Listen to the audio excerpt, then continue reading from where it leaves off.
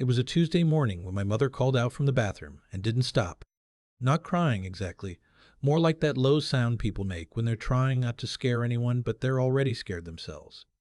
I'd heard that sound before, years ago, when my father had his first episode. I knew what it meant. I got up fast. She was sitting on the edge of the tub, one hand gripping the towel bar, the other pressed flat against her chest. 78 years old, and still trying to look like everything was fine. "I just got a little dizzy," she said. The left side of her face was dripping.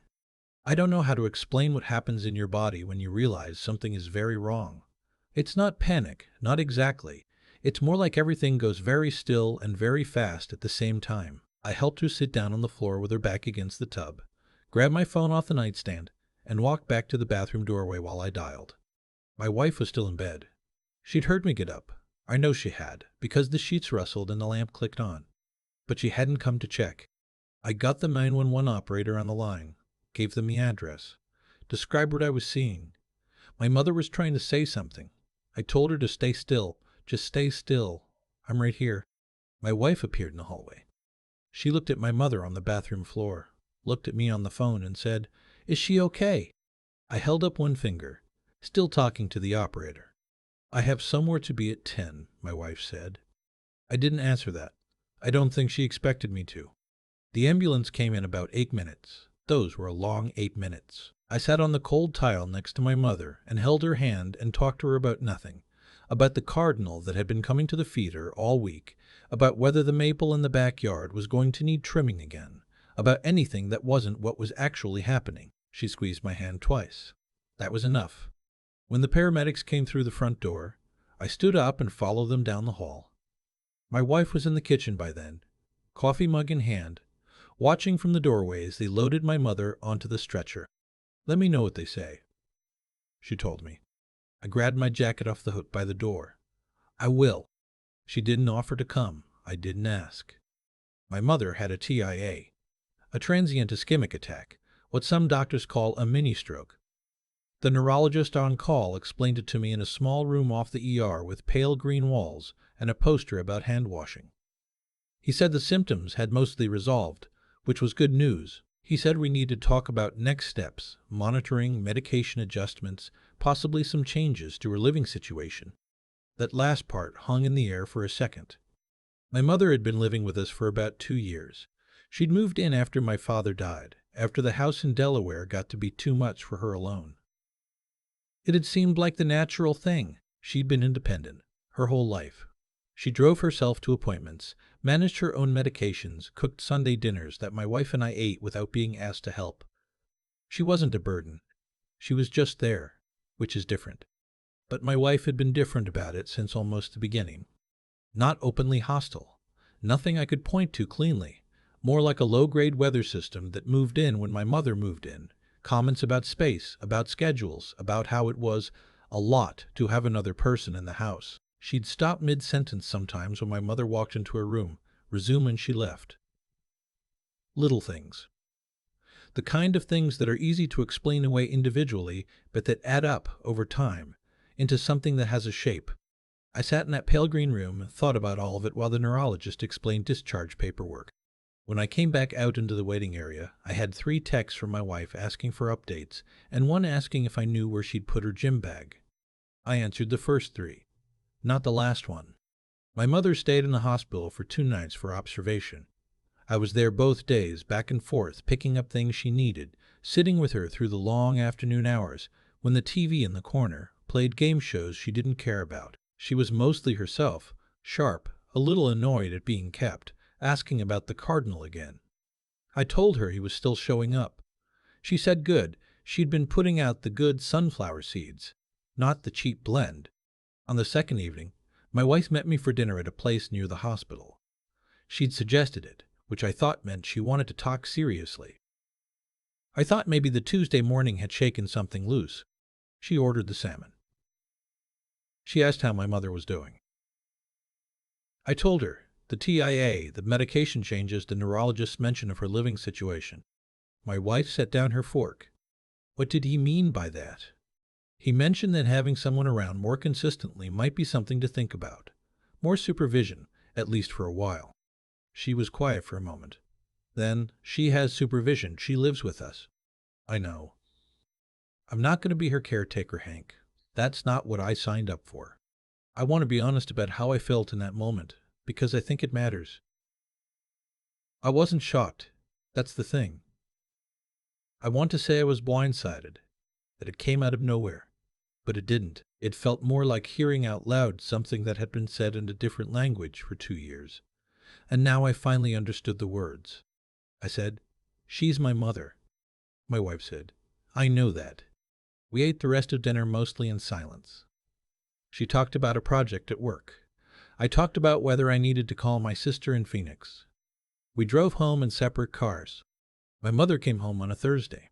I picked her up myself, helped her get settled, made sure her prescriptions were filled and her pill organizer was stopped. She sat in the armchair by the window and watched the yard. The cardinal came at about 4 in the afternoon. She smiled. My wife was cordial. That's the word I'd use. Cordial, the way you are with someone you see at a work function twice a year. Pleasant enough, no real warmth. Nobody saying anything that costs anything. I started paying attention differently. After that, not looking for things, just noticing. I noticed that my wife had been coming home later on certain days of the week for about 4 months. I noticed a folder on the shared laptop. She closed it when I walked in, but not fast enough. It had a real estate agent's logo on it. I noticed that she'd stopped adding her checks to our joint account 3 deposits ago, or maybe more. I noticed that when I looked at the account balance, it wasn't where it should have been based on what I thought was going in. I didn't say anything right away. I'm not sure why, except that something in me needed to understand the full shape of it before I reacted. I'd spent enough of my life reacting. I pulled the bank statements. Not just the joint account, also the line of credit we'd opened years ago to redo the roof, which neither of us had touched since. There was a balance on it now. $42,000. The address in the statements for the last 6 months had been routing to a P.O. box I didn't recognize. I sat with that number for a long time. $42,000. We'd been married for 26 years. I was 63 years old. I'd worked for the same civil engineering firm for 31 years, taken the pension package when they restructured, done everything you're supposed to do. We had a house with equity and a retirement account that was where it needed to be. None of that had happened by accident. It had happened because I'd been careful, because I'd paid attention, because I had believed, genuinely believed, that we were building something together. $42,000 drawn on a line of credit, in both our names, used for what I did not yet know, routed to a box I'd never seen. I called a financial advisor I'd worked with years before, a guy I trusted, someone who had no connection to my wife or her friends. I didn't tell him everything. I just asked him what questions I should be asking. He asked some questions back. How are your assets titled? Is the house in both names? Do you have any accounts that are individually held? When did you last look at your beneficiary designations? I took notes. Then I called an attorney. Her name was Roberta. She'd been recommended by a colleague of mine whose own marriage had come apart quietly a few years back.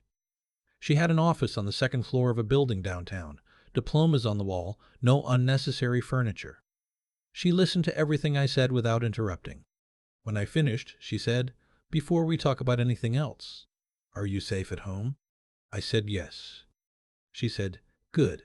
Now, here's what I'd recommend."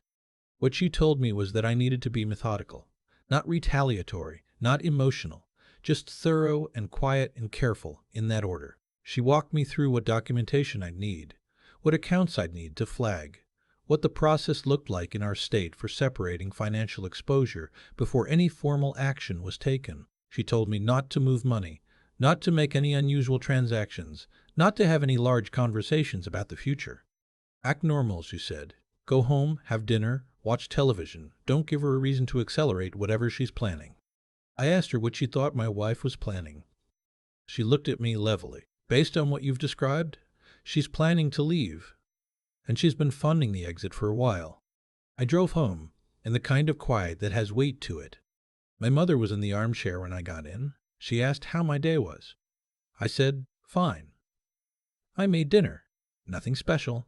Chicken and rice, the kind of meal you make when you're not really thinking about cooking. My wife came home at 7, 8, asked about my mother's follow-up appointment, went to bed early. I sat in the kitchen after she was asleep and thought about 26 years. Not bitterly. That surprised me. I thought I'd feel more anger, but mostly I felt like someone standing in a room where the furniture had all been moved 3 inches. Everything familiar.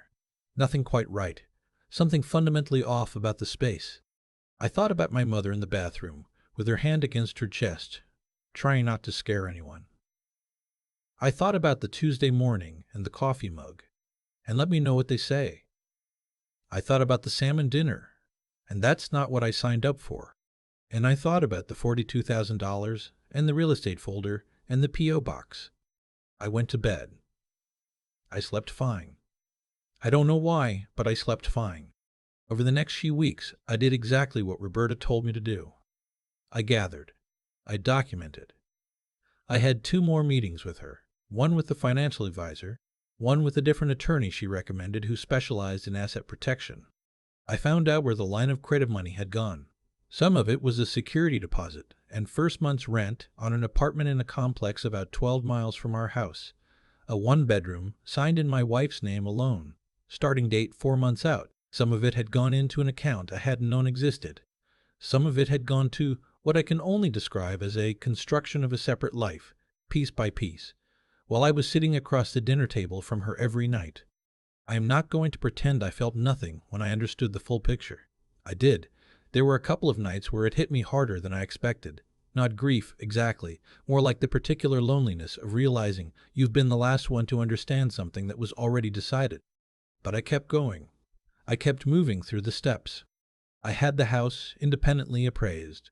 I had my retirement accounts reviewed. I had the titles on our vehicles checked. I dealt with the line of credit.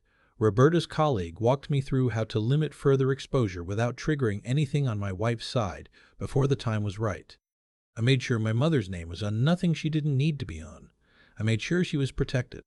And then, on a Thursday morning in March, my wife's birthday, as it happened, which was not intentional, but which I will admit I did not go out of my way to avoid, the process server knocked on our front door. My wife had just come downstairs. She was in her robe, holding her coffee mug, the same one I couldn't help but notice. She opened the door, looked at the man on the step, looked at the envelope he was holding. She looked at me. I was sitting at the kitchen table with my own coffee, reading the paper. I looked up. "Good morning," I said. She took the envelope. She called me 44 times between that Thursday morning and the following Monday. I know the exact number because I counted. Not obsessively. I just happened to look at the call log one evening, and the number was there. 44 times. Some of them were from her cell phone, some from her office number, 2 from a number I didn't recognize that I assumed was a friend's phone. I answered 3 of them. The first was because I wanted to make sure she'd connected with her own attorney. The second was because my mother's follow-up appointment conflicted with a meeting I had, and I needed to sort out logistics.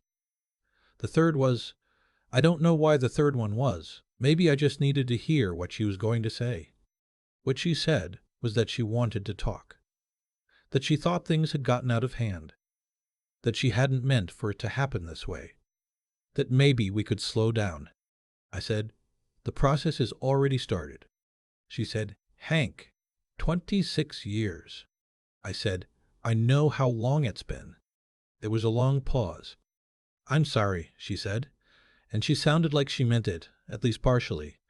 Or maybe she was sorry about the way it had come apart, the messiness of it, the exposure. I don't know. After a while you stop being able to tell the difference between remorse and regret, and they're not the same thing. "I know," I said. "Me too." I hung up. She called back twice. I let it go to voicemail. My mother never fully understood what happened with my wife. I kept the details away from her, the financial part especially. She knew there was a separation, knew things had been difficult for a while, knew that I was handling it. She didn't push. That was always her way. She'd let you have your private pain without making it an event. What she did was keep filling the feeder. She kept track of when the cardinal came. She made cornbread from scratch on Sundays, the same recipe she'd been making since before I was born, and she left a square on the counter for me without being asked. One evening in late spring, I came home to find her sitting on the back porch, watching the yard go golden in the 5 o'clock light. I sat down next to her. "We were quiet for a while," she said. You doing okay? I said. Yeah, getting there. She nodded. She didn't say anything else about it. She didn't need to. The cardinal came around 7, landed on the feeder, stayed for about a minute. She watched him the whole time with that particular stillness she has, the kind that comes from having lived long enough to know what's worth paying attention to. I thought about the bathroom floor and the cold tile and the hand I'd held. I thought about those 8 minutes and how they'd clarified something that 26 years of evenings had not. You find out who people are when something real happens. Not when things are fine. Not over salmon dinners. In the early morning when someone needs help getting up off the floor, and the question is what you do next. My mother already knew who I was. I was just reminding myself. The divorce was finalized 7 months later. The line of credit was dealt with equitably per the settlement. My wife's attorney was thorough, and so was Roberta. I kept the house. My mother stayed. The cardinal kept coming. I'm 64 now. I work part-time, mostly consulting. My mornings are mine. I've coffee at the kitchen table while the yard is still blue-gray before the light comes all the way up, and it's quiet in a way it wasn't before. Not lonely, just quiet. Clean. Some things end the way they should have ended a long time ago. You don't get to go back and change the years you couldn't read yet. But you get the years after, and what you do with them is entirely up to you. I keep the feeder stocked. The good seeds, not the cheap blend. She taught me that. I keep thinking about that Tuesday morning. Not the fear of it, though the fear was real, but the stillness that came after. The moment I was sitting on that cold tile next to my mother, holding her hand, talking about a cardinal and a feeder and sunflower seeds, while 8 minutes stretched out longer than most years I can remember. That morning told me everything I needed to know. Not about my wife. About myself. There's something that happens when a real moment arrives, and you find out what you actually do. Not what you plan to do, not what you told yourself you would do. What you actually do. I got up off that bed. I dialed. I sat on the floor. I stayed. That wasn't heroism. It was just the minimum. But it was also the only thing that mattered, and I knew in my bones that I would do it again without hesitating. And that knowledge changed how I looked at everything else. Because here's what I've come to understand after 64 years, the choices that define you are almost never the big dramatic ones. They're the small ones, made at 6:40 in the morning when you're not fully awake and nobody's watching. Whether you get up, whether you stay, whether you tell the truth to yourself about what you're looking at, even when the truth is $42,000, drawn on a line of credit in a one-bedroom apartment 12 miles away, that clarity, the willingness to actually see what's in front of you and name it correctly, that's the hardest kind of intelligence there is. Not book knowledge, not credentials, just a plain, unglamorous ability to look at your own life without flinching and understand what the evidence is telling you. I spent too long not doing that. I saw the weather system move in when my mother moved in. I noticed the folder closed too fast, the deposits that stopped, the balance that wasn't right. I knew. I just wasn't ready to know that I knew. When I finally let myself be honest, everything that came next became possible. And then it required something else entirely, the willingness to keep moving forward even when it cost something. The attorney's office visits, the financial documentation, the quiet months of doing the work while sitting across the dinner table from someone who had already decided to leave. That kind of steadiness isn't loud. It doesn't announce itself. It just shows up day after day and does the next thing. Gets the paperwork.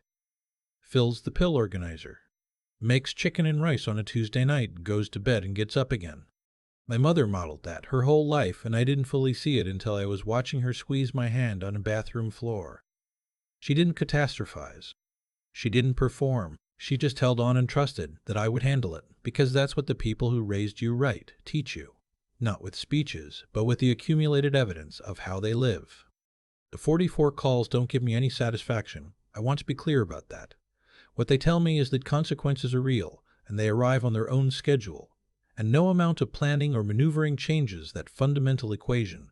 You do the thing. The thing has a weight. Eventually that weight lands somewhere. I just try to make sure what I do is worth the weight it carries.